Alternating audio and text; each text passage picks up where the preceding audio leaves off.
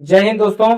सोचिए, देश के सबसे बड़े न्यायालय सुप्रीम कोर्ट में जजों की संख्या अब 34 से बढ़ाकर 38 करने की तैयारी चल रही है, या ये कहिए कि हो चुकी है। और उससे भी ज्यादा चौंकाने वाली बात यह है कि जिस प्रकार से इतना बड़ा बदलाव लोकसभा में बिना किसी चर्चा के, बिना किसी संवाद के, सिर्फ कुछ मिनटों में ध्वनिमत से ये पास कर दिया गया। न कोई लंबी बहस, न कोई सवाल जवाब, किस तरीके से साधारणतः बिना हंगामे के ये बिल लोकसभा में पास हो गया। अब सवाल यह है कि क्या ये सिर्फ जजों की संख्या बढ़ाने वाला एक साधारण सा एडमिनिस्ट्रेटिव डिसीजन था, या इसके पीछे जुडिशियरी, कॉन्स्टिट्यूशन और पार्लियामेंट्री डेमोक्रेसी इस पार से जुड़ा एक मुद्दा छिपा हुआ है, या इसके पीछे की कोई राजनीतिक कारण है, या इस प्रकार से कोई भी ऐसा कारण है जो आपको नहीं दिखाई दे रहा है। इसका मुख्य विषय यह है, यह देश हित में लिया गया एक फैसला है, जो कानूनी तौर पर देश के कई ऐसे मुकदमे होते हैं जिनको ज्यादा लंबे समय तक के लिए संचालित ना हो, इसके लिए फैसला लिया गया है। अब हम समझेंगे कि जुडिशियरी या गवर्नेंस, तीनों का कॉम्बिनेशन किस तरीके से ये काम करता है। पॉलिटी हो या जुडिशियरी हो या फिर अब गवर्नेंस, तीनों कॉम्बिनेशन अगर साथ में बैठाया जाए तो किस तरीके से इस पूरी व्यवस्था को आसानी से चलाया जाता है। सुप्रीम कोर्ट नंबर ऑफ जजेस किस प्रकार से बदले जा रहे हैं, अमेंडमेंट बिल 2026 में क्या बदलाव किया गया है, ऑर्डिनेंस से बिल बनाने की पूरी प्रक्रिया किस तरीके से सरकार तैयारी में है, आखिर बिना चर्चा के बिल कैसे पास हो गया है, विपक्ष क्यों हंगामा कर रहा है, आर्टिकल 124 क्या कहता है, आर्टिकल 124, और इस तरीके से जिस प्रकार से ये पूरा प्रक्रम, जिस प्रकार से पूरा गवर्नेंस कि हर उसके एंगल को, आखिर में आपको इसका गवर्नेंस एंगल भी बताऊंगा जो आपके पूरे प्रक्रिया में किस प्रकार से शामिल हुआ है, इसके बारे में भी हम जानकारी देंगे। लेकिन बिल में बदलाव क्या है, बिल किस तरीके से, देखिए, अध्यादेश बनाम विधेयक किस तरीके से, अगर बिल नहीं आता है तो उस पर हम अध्यादेश पारित कर देते हैं। ठीक है, आपको पता है अध्यादेश का एक अध्यादेश क्या होता है कि कौन जारी करता है, किस तरीके से प्रक्रिया संचालित होती है, उसके बारे में भी यहाँ पूरी तरीके से लिखा गया है। ठीक है, अध्यादेश मतलब होता है कि बिना किसी बहस के, बिना किसी कार्यक्रम के उसको संचालित कर देना। तो लोकसभा ने सुप्रीम कोर्ट नंबर ऑफ जजेस अमेंडमेंट बिल 2026 पारित कर दिया है या पास कर दिया है। इस बिल के बाद सुप्रीम कोर्ट में चीफ जस्टिस ऑफ इंडिया के अलावा अब 33 नहीं बल्कि 37 न्यायाधीश होंगे, मतलब 37 न्यायाधीश, और यानी कुल संख्या 34 से बढ़कर 38 हो जाएगी। मतलब 37 न्यायाधीश होंगे और एक मुख्य न्यायाधीश होगा। यह मुख्य विषय। अब यहाँ एक इंपॉर्टेंट पॉइंट यह है कि सरकार ने यह बदलाव सबसे पहले ऑर्डिनेंस के जरिए लागू किया था। अब सवाल आता है, ऑर्डिनेंस आखिर होता क्या है। ऑर्डिनेंस, समस्या है कि जब संसद का सत्र नहीं चल रहा होता है, संसद के सदस्य वहां नहीं पहुंचे होते हैं और सरकार किसी कानून की तुरंत जरूरत महसूस होती है, सरकार को लगता है कि नहीं, ये कानून आना चाहिए, इस कानून को हमको तत्काल जो है समय सीमा के अंदर पारित करना है या लागू करना है, महसूस होता है, तो राष्ट्रपति जो है मंत्रिमंडल की सहायता से या मंत्रिपरिषद की सलाह पर अध्यादेश जारी कर सकते हैं। पावर किसको है, ये राष्ट्रपति को। राष्ट्रपति किससे, मंत्रिपरिषद की सलाह पे, उसमें प्रधानमंत्री भी शामिल होते हैं। तो लेकिन ये हमेशा के लिए लागू नहीं रहता है। संसद का अगला सत्र शुरू होने के बाद 6 सप्ताह के भीतर, याद रखिएगा, 6 सप्ताह के भीतर उसे संसद से पारित कराना जरूरी होता है, जिसको आप ऑर्डिनेंस बिल कहते हैं। वो 6 सप्ताह के भीतर पारित कराना जरूरी होता है। अगर ऐसा नहीं हुआ तो अध्यादेश अपने आप समाप्त हो जाता है। इसलिए अध्यादेश के तहत उस बिल को लागू करना आसान हो जाता है। यही कारण था कि सरकार इस ऑर्डिनेंस बिल के रूप में लेकर आई है और उसको जो है लोकसभा से पारित कर दिया गया है। यह बात याद रखने वाली है कि किस तरीके से इस पूरे प्रोग्राम को, इस पूरे कंसेप्ट को, इस पूरे फेवरेट टॉपिक को किस तरीके से सरकार ने समय और समय के भीतर अपनी कहानी को बिल में नहीं लाके इसको डायरेक्ट जो है बैकडोर से पारित कर दिया। असल कहानी बिल में नहीं बल्कि बिल पास होने के तरीके में छिपी हुई है कि बिल किस तरीके से पास किया गया, और बिल को पास करने का जो पूरा प्रक्रम रहा है आगे जो, वही सबसे ज्यादा चर्चा का विषय बना हुआ है। चर्चा का विषय यह है कि विपक्ष ने हंगामा क्यों किया, विपक्ष हंगामा करने की रणनीति क्या है, विपक्ष इस तरीके से हंगामा क्यों करने की कोशिश में है। तो बिल पर चर्चा शुरू होने से पहले विपक्ष लगातार नारेबाजी करता रहा, और विपक्ष का नारेबाजी करना भी सही है कि कोई बिना बिल, बिना किसी मुद्दे के, बिना किसी तरीके से पास कर दिया गया। ठीक है, डिवीजन हुआ जो वोट में, वोट का डिवीजन होता है ना, वॉइस वोट बनाम डिवीजन वोट, जिस तरीके से वॉइस वोट और डिवीजन वोट में अंतर आता है, दोनों सर जो है अलग अलग तरीके से पास करा जाते हैं। यह इसके पहले जो नीट पेपर लीक था, जो लाखों छात्रों से जुड़ा विषय था, दूसरा राम मंदिर चढ़ावे की कथित चोरी, उसका भी मामला था। विपक्ष चाहता था पहले इन मुद्दों पर चर्चा हो या इन मुद्दों पर चर्चा का विषय बने, लेकिन हंगामा इतना जोरदार रहा, इतना ज्यादा रहा कि सुप्रीम कोर्ट जजेज बिल पर वास्तविक बहस हो ही नहीं सकी, और वास्तविक बहस न होने के बाद इस पूरे बिल को आसानी से पास करने की कोशिश की गई। हुआ क्या आखिर में, पीठासीन अधिकारी, चूंकि आप देखते होंगे जो बगल में जो अध्यक्ष होता है लोकसभा का, उसके बगल में जो बैठा रहता है पीठासीन अधिकारी ने बिल को वॉइस वोट यानी ध्वनिमत से पारित घोषित कर दिया। यहाँ मुख्य विषय जानते हैं क्या, मुख्य विषय यह है कि किस तरीके से संसद के बिल को बिना स्पीकर, बिना प्रेसिडेंटिंग ऑफिसर के आराम से बैकडोर से निकाल दिया जाता है। सदस्यों में हाँ और ना कहलवा कर फैसला लेते हैं। ठीक है, और फॉर्मल, याद रखिए, फॉर्मल काउंटिंग नहीं कराई जाती। फॉर्मल काउंटिंग न कराया जाना इसका मुख्य विषय रहा, उसे हम वॉइस वोट कहते हैं। और वॉइस वोट के जरिए इसको इसी दौरान विपक्ष ने ऑर्डिनेंस का विरोध करने वाला एक स्टेटरी रिजोल्यूशन पेश कर दिया। अब स्टेटरी रिजोल्यूशन जो पेश हुआ है वह किस तरीके से आसानी से नए रास्ते खोल देता है, लेकिन वह भी ध्वनिमत से खारिज हो गया। यानी एक तरफ बिल पास, दूसरी तरफ विरोध का प्रस्ताव भी रिजेक्ट हो रहा है। दोनों तरफ देखिए दोनों एक साथ चल रहा है और अंत में लगातार हंगामे की वजह से सदन की कार्रवाई स्थगित कर दी जाती है। मुख्य विषय यह है कि सरकार जिस तरीके से संसद का पूरा मानसून सत्र सदुपयोग के चक्कर में लगी थी, उसी तरीके से विपक्ष यह चाहता था कि जो नीट पेपर लीक है, जो राम मंदिर में चोरी हुआ है, राम मंदिर के चोरी का जो सबसे बड़ा मुद्दा है, उस पर बात हो, उस पर बहस हो, उस पर चर्चा हो, उसको देश देखना चाहता है, देश जानना चाहता है। अगर आपको ये लगता है कि ये पहली बार हुआ है तो ऐसा नहीं है। इसके पहले भी जो भी विपक्ष में सरकारें रही हैं, पिछले हफ्ते भी लगभग यही कहानी दोहराई गई थी। मतलब जो भी विपक्ष में रहता है ऐसी कहानियां आपको देखने को हमेशा मिलती रहेगी। क्या एक नया पैटर्न बन रहा है? जी नहीं, ये नया पैटर्न नहीं है। पिछले सप्ताह भी ऐसी घटनाएं हो चुकी हैं जब सरकार ने जन्म एवं मृत्यु पंजीकरण कानून में संशोधन वाला बिल, अभी आपने देखा होगा पिछले महीने पास हुआ है, जन्म एवं मृत्यु पंजीकरण कानून संशोधन वाला बिल भी बिना चर्चा के लोकसभा से पारित कर दिया गया। अब लगातार दो महत्वपूर्ण बिल्स बिना डिबेट के पास हो रहा और पास हो भी रहे हैं, तो कई राजनीतिक विश्लेषकों के अनुसार एक बड़ा पार्लियामेंट्री ट्रेंड ये माना जा रहा है। एक बड़ा पार्लियामेंट्री ट्रेंड के साथ साथ इस पूरे सेक्टर में इस पूरे तरीके से जो राजनीतिक कारण बनते हैं, चाहे वो विपक्ष के नेता राहुल गांधी रहे हो, चाहे विपक्ष के नेता अखिलेश यादव रहे हो, चाहे वो जो है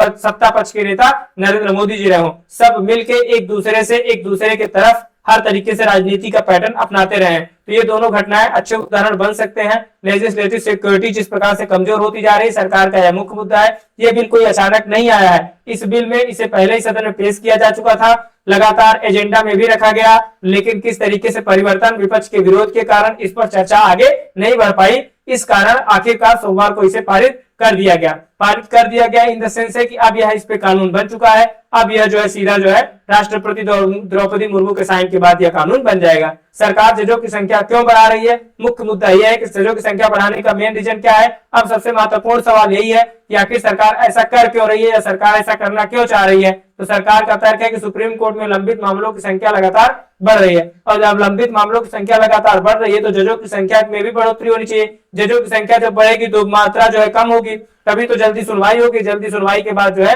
आसानी से निर्मुक्त किया जाएगा। तो ज्यादा बेंचेज बनेगी, जितना ज्यादा जज होंगे उतनी ज्यादा बेंचेज बनेगी, और जब बेंचेज बनेगी तो सुनवाई ज्यादा तेज से होगी, तो ज्यादा मामलों की सुनवाई को हम आसान तरीके से निपटा पाएंगे। इसे पेंडेंसी कम होती है, डिपेंडेंसी का जो मुख्य मुद्दा है वो कम करने के लिए। लेकिन एग्जाम में या किसी भी आपके प्रोसिक्यूटर में सिर्फ सरकार का पक्ष लिखना पर्याप्त नहीं होता है, उसमें मुख्य विषय यही होता है कि पक्ष और विपक्ष दोनों को बताना होता है। इसलिए दूसरा पक्ष भी समझना जरूरी है कि कई विशेषज्ञों को मानना है केवल जज बढ़ा देने समस्या पूरी तरीके से खत्म नहीं होगी। अब मुख्य विषय क्या है? ये कानून मंत्री आपके अर्जुन राम मेघवाल जी, जो आपने देखा होगा कि अर्जुन राम मेघवाल जी इस समय देश के कानून मंत्री हैं। जरूरत है बेहतर इंफ्रास्ट्रक्चर की, डिजिटल केस मैनेजमेंट की, वैकेंसीज जल्दी भरने या लोअर जुडिशियल मजबूत करने और जुडिशियल एडमिनिस्ट्रेटिव सुधारने की जो पूरी प्रक्रिया है उस पर जजेस बढ़ाना समाधान का एक हिस्सा है। ठीक है, लेकिन उसके लिए किस किस तरीके से पूरा समाधान नहीं हो सकता है। सबसे महत्वपूर्ण है कॉन्स्टिट्यूशनल पॉइंट। जिस प्रकार से कॉन्स्टिट्यूशनल पॉइंट के आधार पे हर चीज का निर्धारण होता है, उसी तरीके से इस पूरे बेहतर तरीके से बेहतर तरतीब के साथ इस पूरे सेक्टर को महत्वपूर्ण तरीके से प्रस्तुत करना जरूरी होता है। अब हम जब सबसे महत्वपूर्ण है कॉन्स्टिट्यूशनल पॉइंट क्या है, तो आर्टिकल 124(1) कहता है सुप्रीम कोर्ट में एक चीफ जस्टिस होगा। मुख्य बात है कि एक चीफ जस्टिस होगा, उतने अन्य जज जितने पार्लियामेंट कानून बनाकर तय करेगी वो होगा। ये है आपका, यानी जजेस की संख्या संविधान में फिक्स नहीं है, वो आपके हिसाब से बढ़ाई घटाई जा सकती है। जजेस की संख्या संविधान में फिक्स नहीं किया गया है। मुख्य बात है इसे पार्लियामेंट कानून बनाकर बदल सकती है। मुख्य बात यही वजह है कि पहले कई बार संख्या बदली जा चुकी है, इसके पहले भी कई संशोधन हो चुके हैं। यानी 2019 में इस तरीके से 31 से बढ़ाकर 34 की गई थी।